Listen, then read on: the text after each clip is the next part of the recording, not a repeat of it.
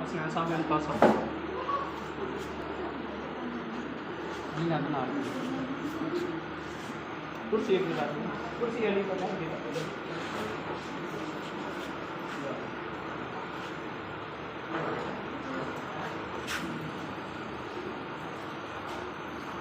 अस्सलाम वालेकुम जी। मेरा नाम कनीज़ फातिमा है।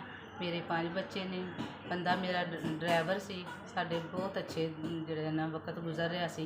उन्होंने फालज पिया 2 साल तो उन्होंने सज्जा बाजू ते सज्जी लत्त काम करना छड्ड गई है। जुबान भी जिहड़ी है ना वो भी नहीं सही।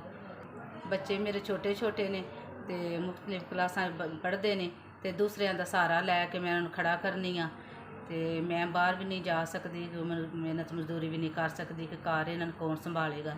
तो खाना शाना भी देना होंदा इन्हों, इन्हों का नवान धवान वाशरूम ले जाना।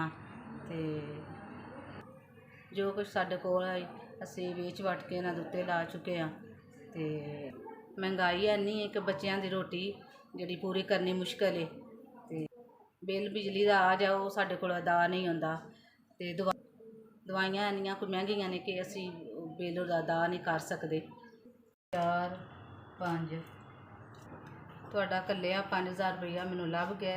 अल्लाह ताला तुहाडा दिता कबूल करे। तुहाडे बच्चों अल्लाह जिंदगी दे, तंदुरुस्ती दे। अल्लाह ताला तुहानू हर मैदान में कामयाबी करे। अल्लाह तुहाडे बच्चों जिंदगी तंदुरुस्ती दे। अल्लाह इस तरह तुसीं माड़ियां दी मदद करते रहो। हर मैदान में तुहाडी कामयाबी होवे, सेहत देवे, इज्जत देवे, रिजक देवे, किसी का मुताज ना करे। जे अल्लाह इस तरह साडे गरीबां दी मदद करन।